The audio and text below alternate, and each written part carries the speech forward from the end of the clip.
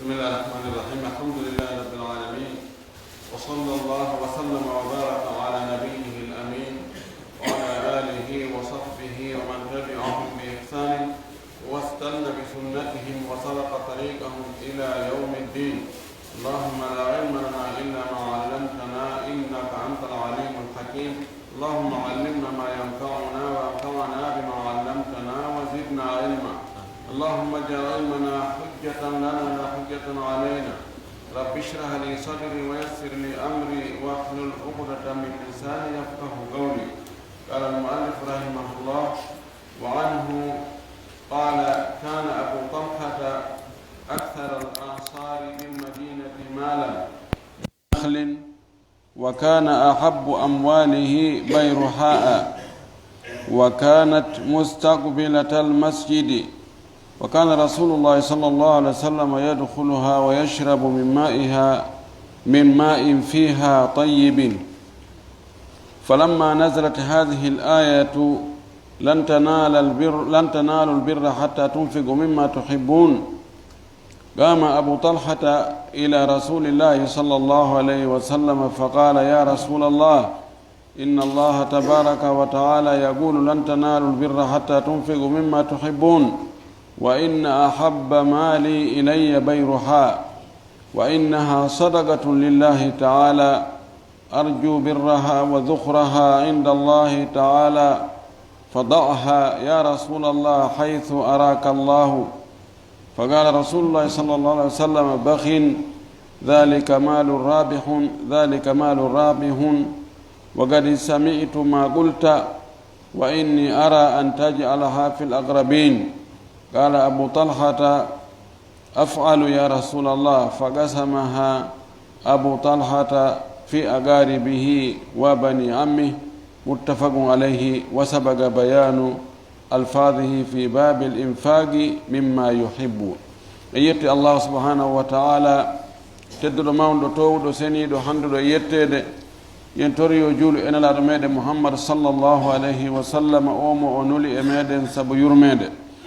yo juulu e sahaba ɓen fof, o juula e hoore kala jokkuɗo dina ka ɓe jokkuno kan. allah tawra kan dina jokkuɗen, allahumma amin.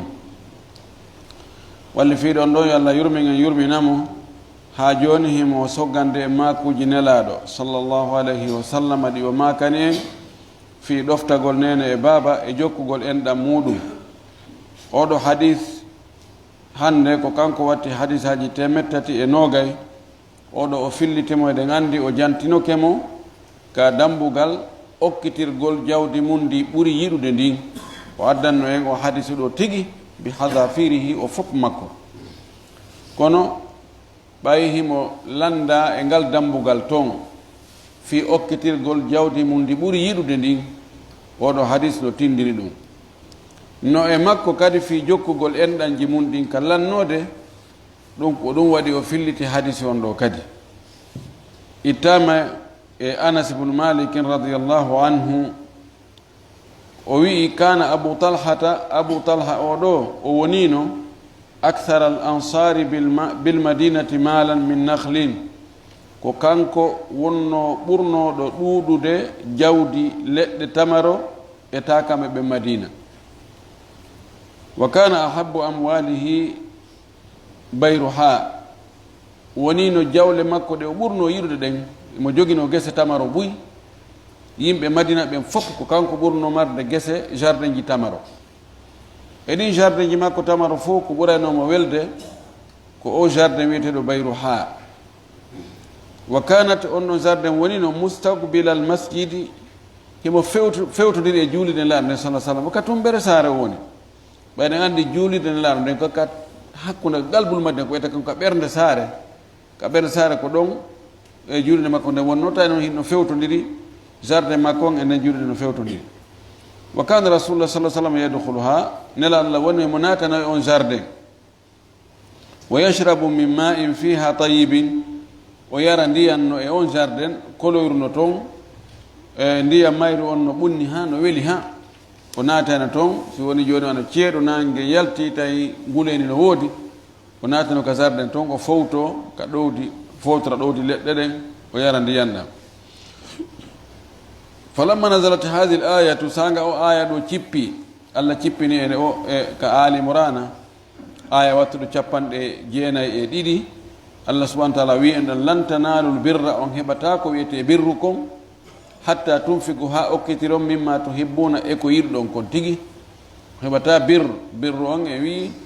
emma woɓɓe wi ko aljanna woɓɓe wi ko wela e Allah ni non fof ko ɗi gootu mo heɓi wela e Allah o heɓay aljanna mo heɓi aljanna hara heɓi wela e Allah wi on heɓata wela e Allah on naaton aljanna ha okkitiron jawdi ndi yiɗɗon ndin tigi tigi ɓaawo aya ɗo cippike Abu Talha fotti e goɗɗo on jannganimo aya on o wi ha dara ɗo hanki aya cippino e nelaɗo o wi jannganimo o janngimo kamɓe ko ɓe arabuɓe si aya on janngama wona wigoɗene ko honɗum ɗum firi yahay ceerno kaare en wawi firo muɗum hara kamɓe ɓe andi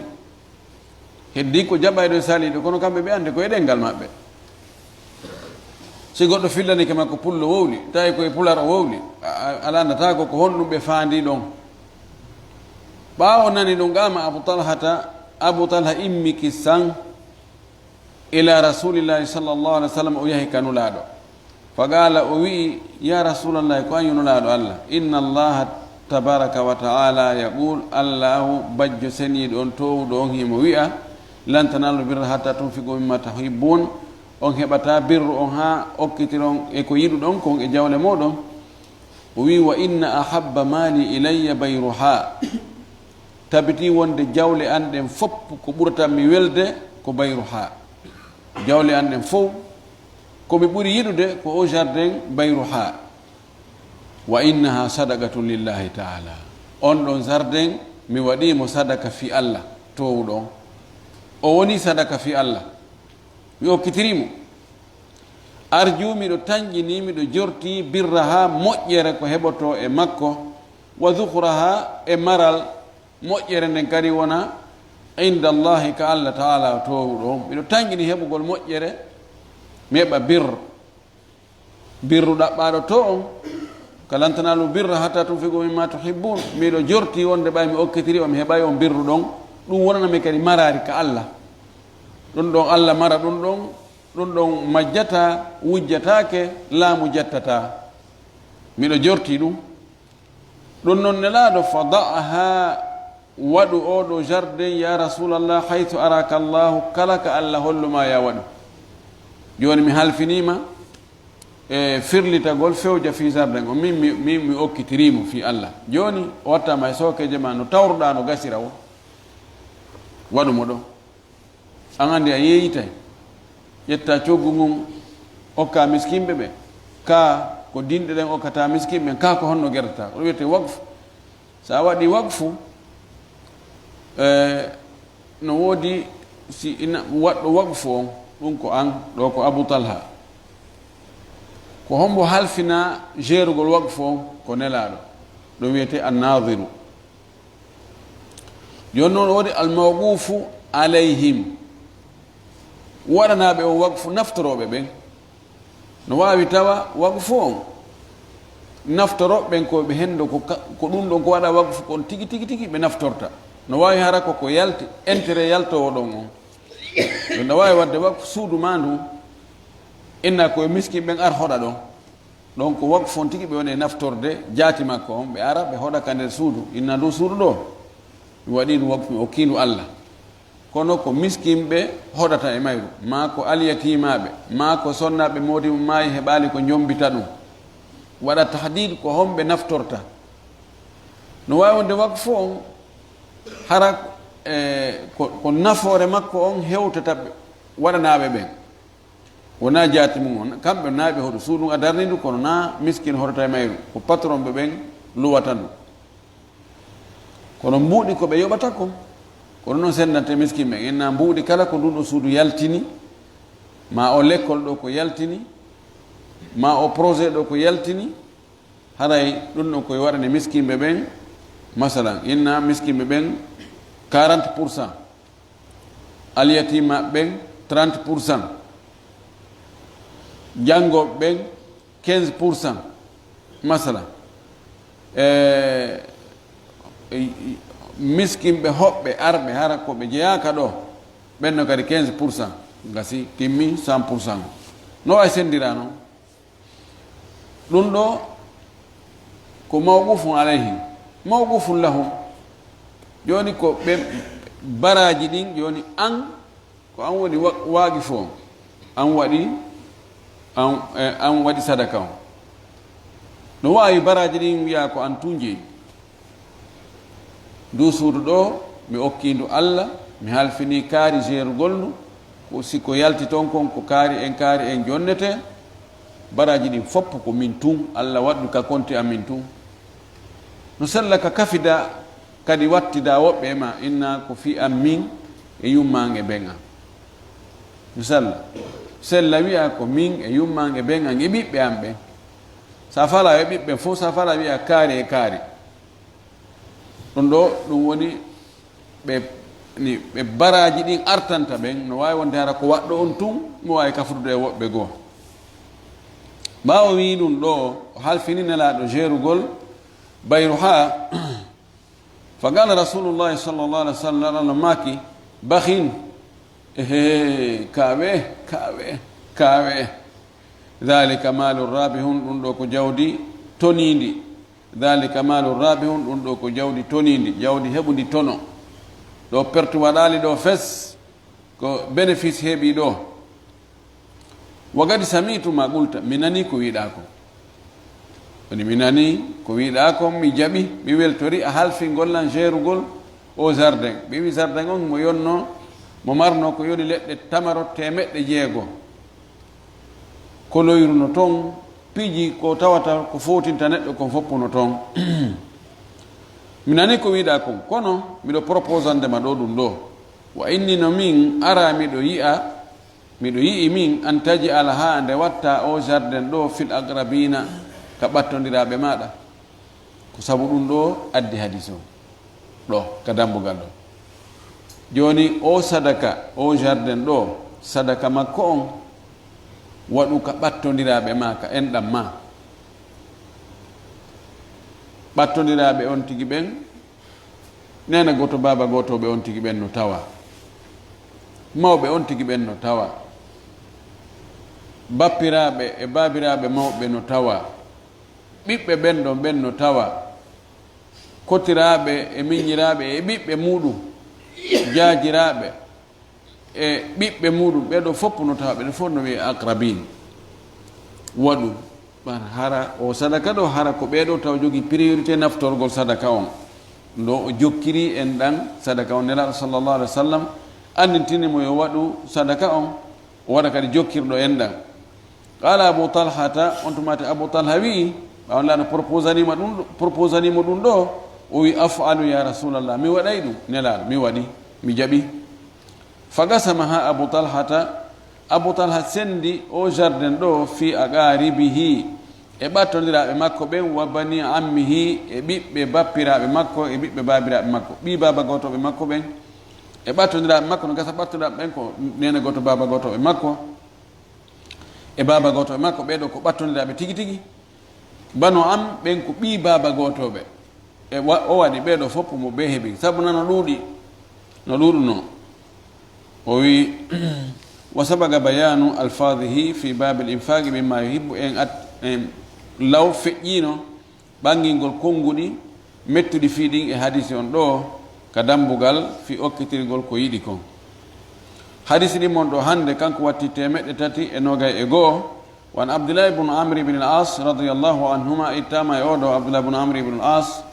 yo Allah weltanamo kanko e ɓen makko ko sahabajo ɓi sahabajo. qala o wi aqbala rajulun gorko go fewtitino ari ila nabiyillahi faade ka nelaɗo Allah on sallllahu alih wa sallam fa qala o wi gorko on ari ha hewtinelaɗo o wi nelaɗo ubayi'uka miɗo bayodira e maɗa bayɗodira e maɗa alal hijrati fergol wal jihadi e waggol jihadi abtaghi miɗo ɗaɓɓa al ajra joddi min allahi taala ka Allah towuɗon miɗo ari ƴettudugol e ma aadi en jangina ko wiyete bay'a mubaya'a ko haldudugol e goɗɗo fotta fi hunde awa ɗum ɗo ko mayde nden kono en waɗay en haldi ɗum ɗo en fotti waɗugol ɗum ɗo no waɗa hara koye hunde hara ko yimɓe moƴƴuɓe ɓe halda he enen ɗo ko hunde kaari ɗum ɗo en waɗay ɗum ɗo goɗɗo firtinta en ɗum ɗo en woni hunde wotere ɗum ɗo hay se maayi en ƴettidi aadi wurɗen mayɗen sella hara koko boni clanjino halda ɗo fotta goɗɗum enna ko hunde kaari en waɗay hunde kaari hay se maaye e jokka ɓe fof ɓe halda ɓe fotta ɗum ɓe wona e ɗum oɗo noon ko ari o wi nelaɗo mi ari e ƴettugol e maɗa aadi wonde mi feray fergu ngu wonde kala ka immete yahe nokkure tawa ko ɗon on tigi rewata Allah hara o empêchaki miɗo wakkili mi doga haysim komi yaltuka leydi am fes mbiɗa hijira fergol immigration e kadi mi waɗay jihadi kala ka gaño Allah on piyete miɗo tawa miɗo wakkili mi ƴetti ɗum ɗo engagement fi honɗum woni waɗande ɗum ko fi ɗaɓɓugol baraji ka Allah ɗum ɗo fopp naawigol ko yo heɓoy toon intérêt ngo heɓa terrain mum ma heɓa suudu ma heɓa ɗum ɗo e ɗum ɗo o wi ko mi ɗaɓɓira ɗum ɗo baraji immorde ka Allah on to maati gaala nelaɗo Allah on sallllahu alih wa sallam makani ɓay o wowli ɗum ɗo o maki fa hal min walidayka ahadun hayyun ene no woodi e jibimɓe maɓɓe en ɗiɗo yumma e bemma no woodi goɗɗo e maɓɓe wurɗo kala o wi naam hihi bal acci wuri kilahuma kamɓe ɗon hiɓe wuuri yumma an wo bema an wono wuuri gallaɗo maki fa tabtaghi l ajra min allahi taala hiɗa ɗaɓɓude baraji ka Allah to ɗo on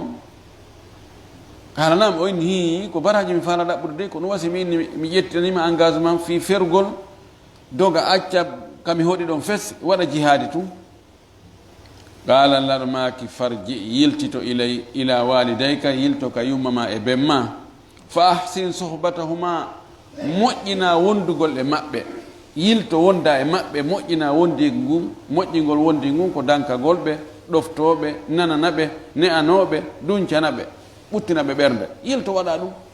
ɓay ko nabaraji falɗa ani ko ɗo ani o wi ɗo nabaraji falɗa wonɗa ka Allah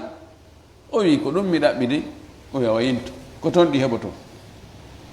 ɗum ɗo oɗo hadis holli wonde e ɗiggalngol nene e baaba moƴƴo e maɓɓe ɗum no ɓuri wuri hay waggol jihadi on hay fergol ngol muttafaqu alayhi no fotta e sellugol o hadisi ɗo wa hada lafdu muslimin goɗɗo konngol ko ni ko imam muslimu filloringol ni wa fi riwayatin lahuma ari e fillay e goɗɗo goomo kamɓe ɗon ɓe filli imam al-bukhari e imam muslim ɗon ko ni ardi jaa rajulu gorko go ari fasta'adhanahu o dungini nelaɗo on fil jihadi fi yahugol waɗa jihadi winlaɗo mi ari miɗo faala e senadu ka jihadi newnana ko gallaɗo maki ahayyum walidaka eno wuuri jibiɓe maɓɓe ɗiɗo hiɓe wuuri galanama o inni hiɓe wuuri gallaɗo maki fa fihima fa jahid ka maɓɓe kamɓe ɗiɗo waɗ ɗon jihadi on an jihadi ma on ko ka maɓɓe yanganagol ɓe ngol yilto oɗo hadis tammoɗo hande ko kanko watti 392 wa anhu ittama makko kanko abdoulah ibnu amr ibne al as fahin radiallahu anhuma qala o wi ani nabi sa sallam o itti allah sallallah sallam gallaɗo maki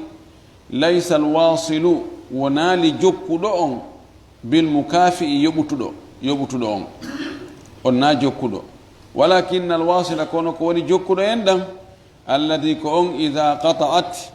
rahimuhu si tawi en ɗam makko ɗan taƴi wasalaha o jokka ɗan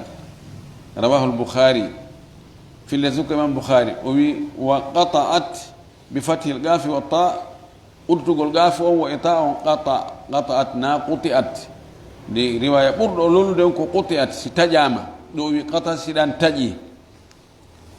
o wi wa rahimuhu marfu'un ɗon haray ko rahimu on woni fayil on si en ɗan taƴi riwaya andano ko si en ɗan taƴama ani yoni enɗa nan kañum na kañum waɗata hoore mum na kañum taƴata ko yimɓe ɓen to ɓe enne kaari taƴi en ɗan ɗon o wi si en ɗan taƴi kanko o tokka ɗan o wi wo wiyete jokkuɗo en ɗan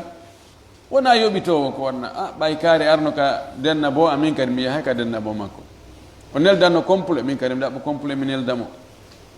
o addananno 100 000 francs min kadi mi ɗaɓɓo 100 000 francs mi watta ka enveloppe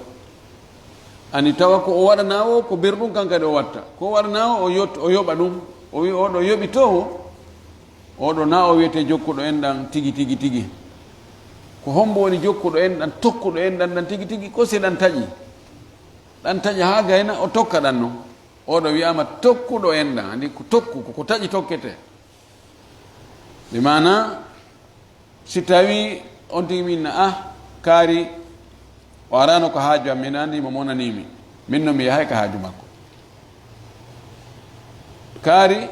o alalangi okkorde miɗa andimo monanimo settanimo o taƴi falama taƴude enɗan an min noon mi okkoraymo naɓa okkoramo kaari alalangi hiwrade o ari o tawilan o hiwri wonɓe ɗon ɓe fof min o hiwrakilam miɗa andi o taƴi enɗan ɗam min mi yahay mi hiwromo immoɗa ha hewtoya hiwroɗamo hena ko weeli fi hara seytan no waɗa hon ɗum seytan ron ka yetadema an a jaasi an a luuti leñol an yimmoɗa kaari o holle wonde mo ɓurma lasilankagal mo ɓurma kohankagal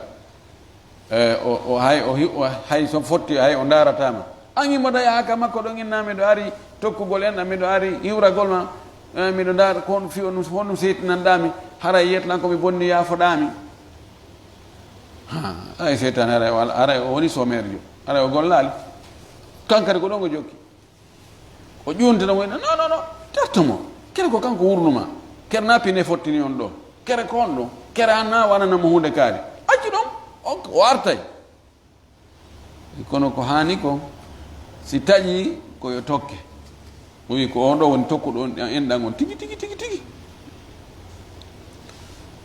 o hadis ɗo ko kanko wattinaye ɓo hande kanko watti 303 وعن عائشة رضي الله عنها إتا من عائشة رضي الله عنها قالت أماكي قال رسول الله صلى الله عليه وسلم لا الله أماكي الرحم معلقة واتلو واو كون واو أندوك بيدي تيدو منك أنغا الرحم معلقة بالعرش تقول من وصلني وصله الله ومن قطعني قطعه الله متفق عليه nen men Aisha o maki enɗan ɗan ko rahimu enɗan no wengili no yowi ka arshi Allah no jogiti ɗon no wengili ɗon no wi'a honɗum no wi'a man wasalani mo jokkilan tokkilan wasalahu llahu Allah jokkoto e makko en firino ɗum ɗo e darsu men feƴƴino ɗo waman qata'ani mo taƴilan kadi qata'ahu llahu Allah taƴaymo enɗan ɗan no wengili ka arshi Allah no wowla no waɗa o ɗo du'a wonde kala jokkuɗo lan Allah jokkoto e makko e wiino ko Allah jokkoto e jeyaɗo on ko hawrindingol mo e ko ɗaɓɓa kon newnanamo piiji ɗin waɗa barki e gurdam makko ɗan waɗanamo barki e golleji makko ɗin okkoramo ko wiyete ɓuttu ɓernde kon mo taƴi en ɗan ɗan Allah taƴa ɗum ɗon e jeyaɗon wona weemuɗo tun wona kala ko nangi ukkal ngal o ko ñuuƴi muttafaqun alayhi hadis on no fotta e sellugol muɗum yentori Allah yo Allah faamin en dina kam faamu selluɗo o arsiken kadi gollitirgol o jaɓanen ko golluɗen ko waɗa en tokkoɓe enɗan waɗa en ɗiggan ɓe yumma men e ben men ɓe wuuri o ɓe faati o wa akhiru da'wana an alhamdulillahi rabbil alamin wa sallallahu wa sallam wa baraka ala nabiyyihi al amin wa alaikum salam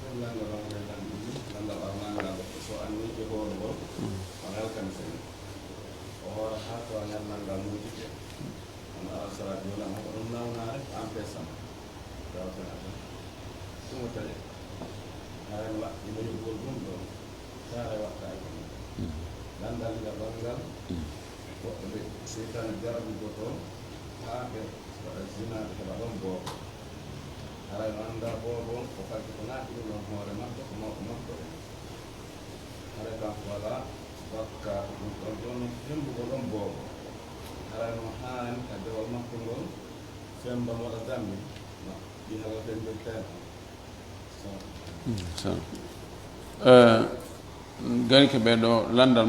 ɓe jogi ɗo lande ɗiɗi arnaga meejitingal goy tayib mo hoori korka gatte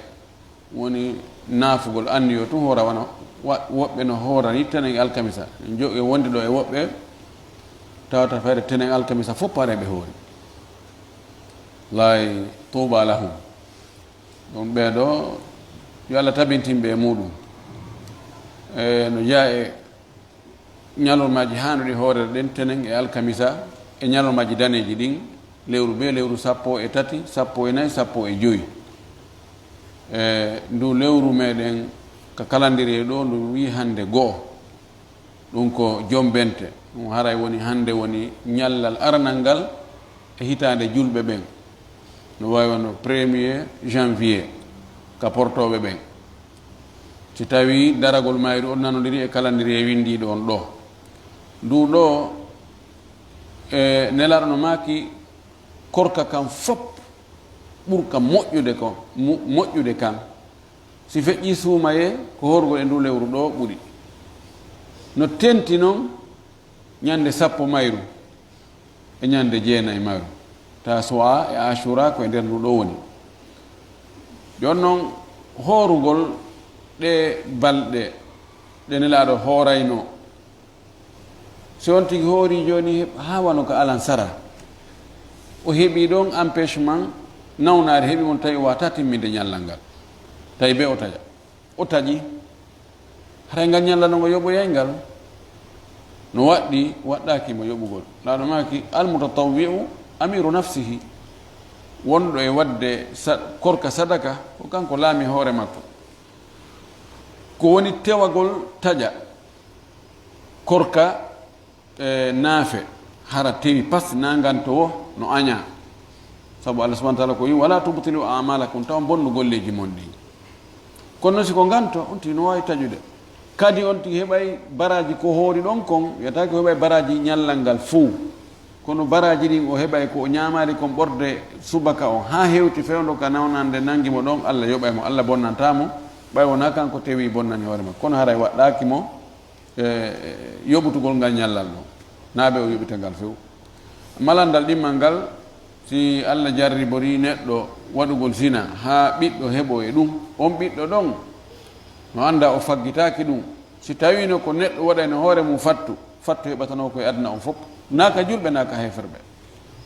few sabu ko ayiɓe mo tawata wiyatake hari num no wiye hari on yara e beere o moƴƴino joni ko almami hari on ko dorogotoɗo taɗaɗo ko hunji gurano fewi ko o ko wonno pay kum o yangi men ɗo fo no wiye hari o mara taɗaɗo ko ɗe otoje ɗe o jogui ɗo hande wona jogui usine o arno ɗo 95 hari hay paɗal moƴƴal o ala ɗum fof no wiye ka goɗɗo laamo o inne o noon hari ko waka borro num kono hande kanko woni lamɗo kono wiyetake hari o ko fattujo mana o iwi wonde fattujo joni na o fattujo kono hari ko fattujo ala ɗum ɗon ala few ɗum ɗon ka notimo ha ñande o maayi ayiɓe kono na kanko waɗi ɓayno na kanko waɗi o nangitirtake joni noon o innete o fembe joni en andi gorko heɓinɗo nene makko on ha o heeɓi kanko waɗaɗo zina nene makko on ha o heeɓi on ɗon ka sharia on konta geygol hakkude maɓɓe waɗa haqqeji wonayɗi hakkude ɓiɗɗo e baaba hakkude maɓɓe fi kala no woodi toon nokkeli goo ko konti ko o baaba ɓa joni residirgol ɓe resodirta no waɗi piiji ɓuy toon ko tawata ko wonta hakkude baaba e ɓiɗɗo haray no hakkude maɓɓe kono ko ɓurɗude kon ko wonta hakkude baaba e ɓiɗɗo ala hakkude maɓɓe no jeeya e ɗum hirsangol mo dammol on haqqe ɗon fawaki gorkon ko waɗi ko selli kon asko ala hakkude maɓɓe joni noon yarli haray dewol makko ngol ɓeeɗo haray hiɓe haani hirsande mo dammol ɓe jonnamo inde ɓe femba sukundu makko ndu wano ɓi halar gerdante noon hi ino hani ko kamɓe jeeyi haray ɓe hani fembugo sukudu makko ndu ñande jeɗɗi ɓe suɓanomo hinde moƴƴere ɓe hirsanamo dammol haysi waɗaki himbiri giguire waɗantede ɓi halal nden ɓay si tawi kadi ko waɗana ɓi halal ko fof waɗanama fattujo ɗon haray suusinama haray ani aray ɓen ɓay kaari o heɓno ɗon fattu kono ko complet ji nogay e joyi o addana aray mana mum ko hollugode ɗum en laalay mum ko be serta yo waɗe tun ko wiyete ko loccito ɓe ɗumanno tum dara ɗon ɓe hirsa dammol ɓe senditate won hakkude yimɓe hara hay hunde welo wi hollaka waɗi ɓen andi ko bone ko moƴƴere yaltude e nder bone haɗa ko noon woni ko hani kon ɗo ko dewol makko ngol woni sunna tentuɗo ɓe waɗamo ɗum ɗo wabillahi tawfiq